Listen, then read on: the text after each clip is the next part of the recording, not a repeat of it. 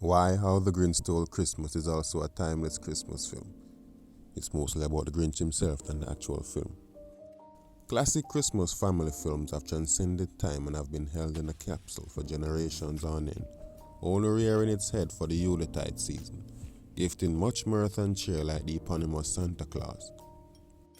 It huddles children and adults alike around its modern fireplace, sparking its cinematic light, inviting immersion into a glossy, and sometimes not so glossy world, bringing forth and embodying the purest essence of that familiar family bond of togetherness. Classic Christmas family films have essentially mastered this, becoming the pivot and lens through which modern Christmas films peer their lens. So, people love Christmas and Christmas films on a whole. Okay, Western Christmas.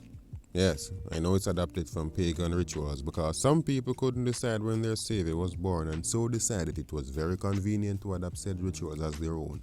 And so now here we are. So yes, Christmas holds a special place in the deepest, darkest chasms for our souls, even when we're bombarded by endless tentpole blockbusters and independent films, stifling internal and geopolitical crises, personal existential dread and just plain hopelessness.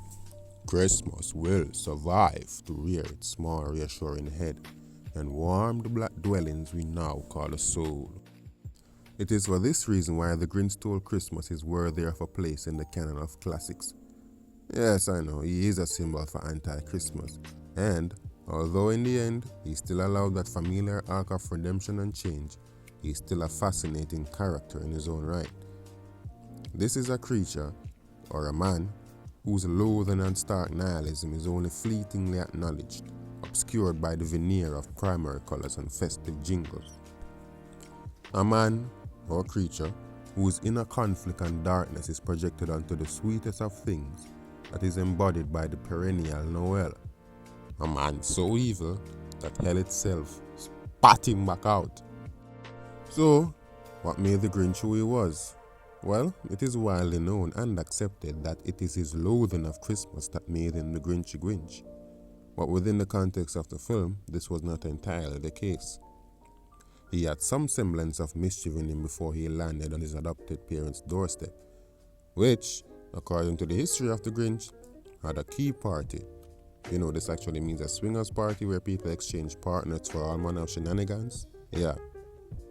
The immediate point of comparison to the Grinch is Ebenezer Scrooge, a mean-spirited, misanthropic shell of a man who loathed the very idea of Christmas. Now, while he expresses his disdain in a passive and somewhat overt manner, the Grinch takes it a bit further, much further. This is a man who, through sheer spiteful negligence, allowed the probability of a child being severely hurt and even dying amped up to 11. Twice. Two times.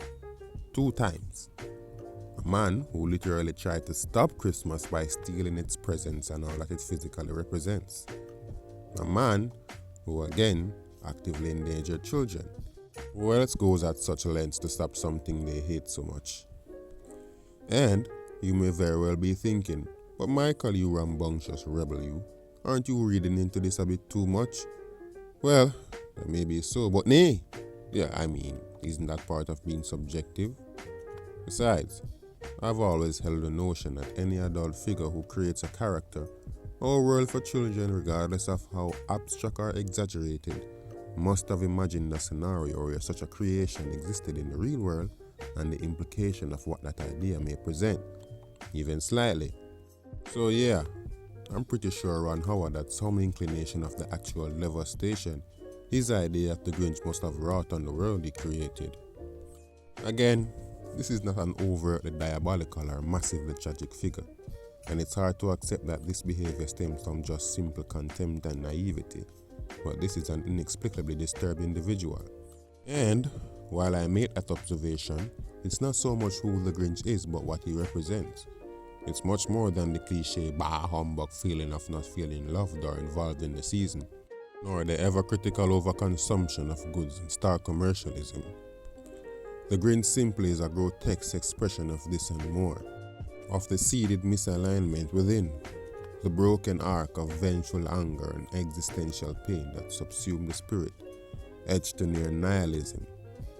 We smile and embrace and comfort, but there's a simmering awareness of this darkness below the rosy clouds. All is not as it seems. And few would admit to this cramped wallowing, because to do so would almost be sacrilegious to the season. The intention may not be to position the Grinch in such a manner in the film, but his actions invite these interpretations. This is a major part of why I've considered The Grinch a timeless classic in its own right. It speaks at the time before it, of joy, of hope, and unshakable faith and optimism. It speaks of the time it once inhabited when The Grinch was just released, a people swimming in their own anxieties at the turn of the millennium. And now, it speaks of a world uncertain of its own future existence, pervaded by cynicism and ennui. It has effectively transcended seasons and time, communicating the essence of the climate it falls into. But, apart from its darkness, it's a pretty good film in its own right. Sure, I'm not so fond of Anthony Hopkins' narration, and Cindy Lou is okay, and every other character just serves as mere plot function, and the Grinch's redemption arc came a bit too fast, too soon, and it really didn't feel earned. But hey, this is a children's film that earned over $345 million at the box office and was the 6th highest grossing film of 2000. Yeah, I also like what women liked. So what do I know? On the other hand, the score was nice. It was just enough to anchor the emotional weight, arouse the Christmas spirit, and brought the Grinch downright nastiness to life. Most of all, Jim Carrey's performance. Come on. Who could have predicted this? Jim Carrey's performance is nothing short of superb. It's been said already, but the man was born for the role. Every snark and witty remark, every body contour, every line delivered is a joy to watch. It may not be the most nuanced, but it's entertaining as hell. I have so many iconic lines memorized, I could play the Grinch himself, but just the lines. So yeah, that's my argument. Hopefully, it will shed some light and enlighten the masses, and put How the Grinch Stole Christmas where it truly belongs, among the greats. Yeah, I'm not holding my breath though. Thanks for watching.